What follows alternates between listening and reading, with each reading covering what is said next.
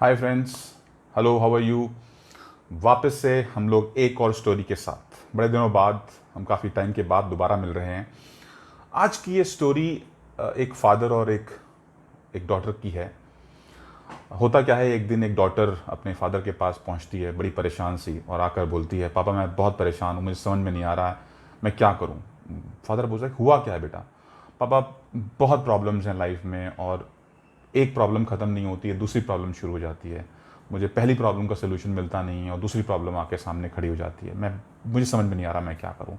और पता नहीं, शायद ये मेरे साथ ही ऐसा हो रहा है, मैं दूसरों को तो इस तरीके से नहीं देखती हूँ। अब फादर को समझ में नहीं आता है अब क्या जवाब दे, तो कहता है ठीक है, एक काम करते, तो मेरे साथ आओ। वो एक शेफ़ होता है, तो उसे किचन में ले जाता है। किचन में ले जाने के बाद उसको कहता है, देखो वहाँ पर 3 पॉट्स रखे होते हैं और उन तीनों पॉट्स में वो पानी भर के स्टव पे, तीन स्टव पे रख देता है और बोलता है, ये देखो ये क्या है। वो दिखाता है, एक आलू होता है, एक अंडा होता है और कुछ कॉफ़ी बीन्स होती हैं, ग्राउंडेड कॉफ़ी बीन्स होती हैं। वो कहता है, मैं इनको एक एक करके इन तीनों पॉट्स में डाल रहा हूँ। डाल देता है और फिर उनको बर्नर को हाई पे करके उनको बॉईल करने लगता है। 20 मिनट तक उनको बॉईल करने के लिए छोड़ देता है। अब इस दौरान वो लड़की और परेशान हो जाती है, उसे समझ में ना आए। कहते, पापा कर क्या रहे हो आप। मैं आपके सामने कुछ प्रॉब्लम लेकर आई थी अपनी और आप यहाँ पर कॉफ़ी बीन्स और अंडे और आलू उबाल रहे हो। तो कहता, सब्र करो, मैं बताता हूँ तुमको मैं क्या कर रहा हूँ। मैं एक शेफ़ हूँ, मैं एक शेफ़ की तरह ही समझा सकता हूँ। कहता, ठीक है पापा।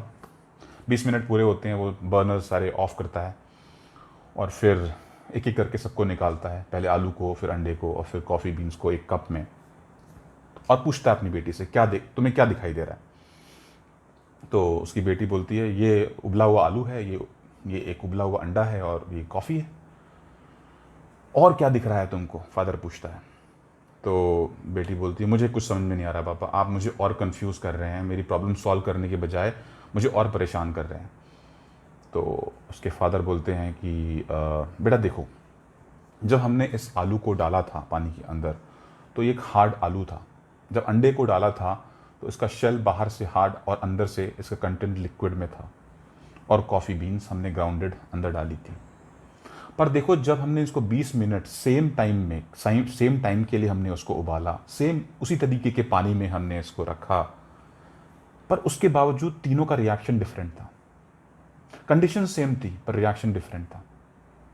ये आलू अब सॉफ्ट हो चुका है, अंडा अंदर से हार्ड बॉयल हो चुका है और कॉफ़ी को देखो, इसने अपना कलर ही चेंज कर लिया, अपने आप को बदल लिया। कितनी खुशबूदार कॉफ़ी बन के बाहर निकली है। तो प्रॉब्लम प्रॉब्लम नहीं है बेटा, प्रॉब्लम है हम उस प्रॉब्लम के प्रति रिएक्ट कैसे करते हैं। और शायद हमारा सोल्यूशन भी उस रिएक्शन में छुपा हुआ है जो हमें पता नहीं चलता। अब कुछ कुछ थोड़ा लड़की को समझ में आने लगता है और लड़की बोलती है, शायद पापा आप सही कह रहे हो, शायद मेरी प्रॉब्लम का सोल्यूशन भी यही है। मुझे समझ में नहीं आ रहा था मैं कैसे रिएक्ट करूं और मैं शायद गलत रिएक्ट कर रही थी इन प्रॉब्लम्स के अगेंस्ट में।